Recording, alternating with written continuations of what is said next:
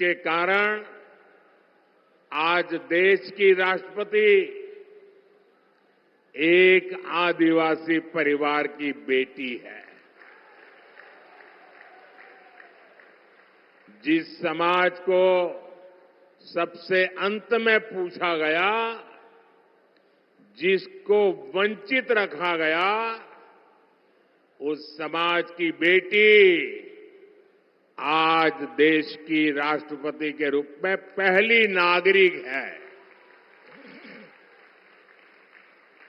हमने बाबा साहब को सिर्फ विचारों तक सीमित नहीं रखा, बल्कि आधुनिक भारत में उनके योगदान को नई पहचान दी है।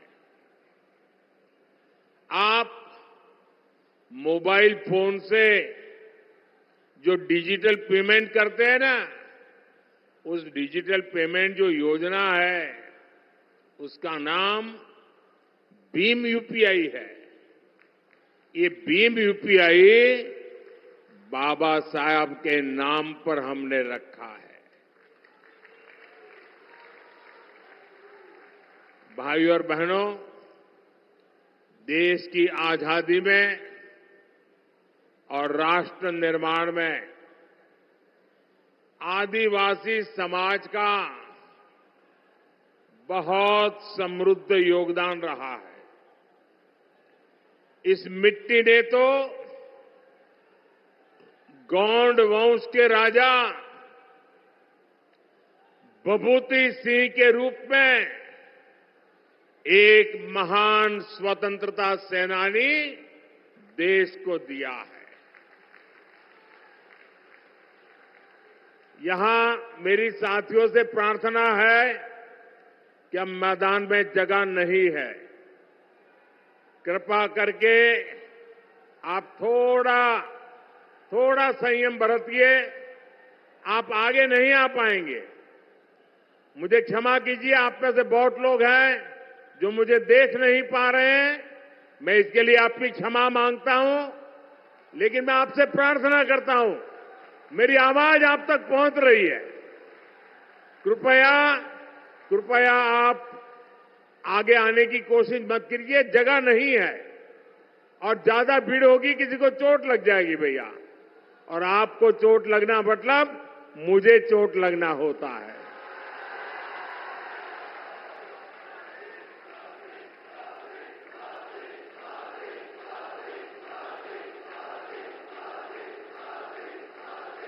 साथियों, कांग्रेस ने आदिवासी समाज के योगदान को कभी भी स्वीकार नहीं किया।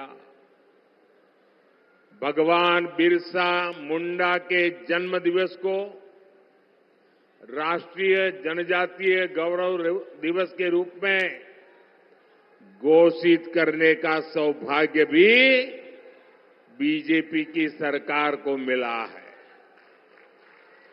साथियों, कमाल देखिए, आजादी के अनेक दशक तक कांग्रेस के एक ही परिवार ने सीधे या रिमोट कंट्रोल से सरकार चलाई है। इसी परिवार ने देश में आपातकाल इमरजेंसी लगाई थी। कांग्रेस ने देश भर में लोकतांत्रिक सरकारों को जब मर्जी तब उसे पत्ते की महल की तरह गिरा देते थे। कांग्रेस ने अपने हिसाब से इतिहास को तोड़ा मरोड़ा और मर्जी मुजब लिखवाया और खुद का ही महिमा मंडन करवाया।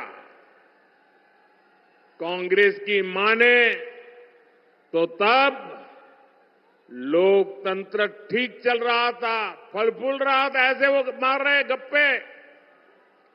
लेकिन जैसे ही गरीब घर का बेटा प्रधानमंत्री बना तो कांग्रेस अफवाह फैलाने लगी कि मोदी आया है, संविधान और लोकतंत्र पे खतरा हो जाएगा। ये कांग्रेस वाले आपको पता नहीं है, ये बाबा साहब का संविधान है ना, उसके कारण तो मोदी यहां पहुंचा है।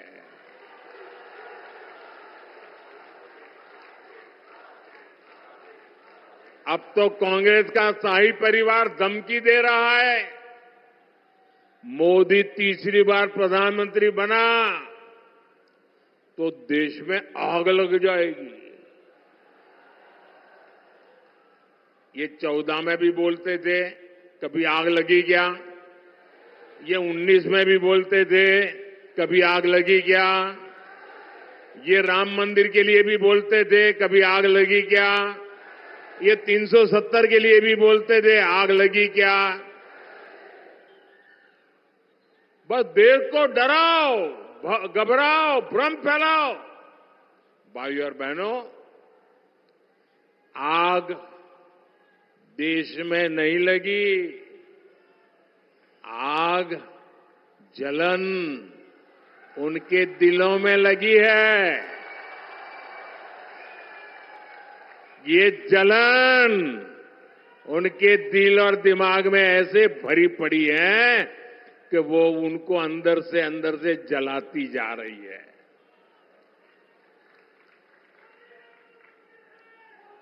और ये जलन भी मोदी के कारण नहीं है, ये जलन 140 करोड़ देशवासियों का मोदी के प्रति प्रेम के कारण है। वो ये प्रेम भी सहन नहीं कर पा रहे। भाइयों बहनों, ये लोग 10 साल से सत्ता से बाहर है।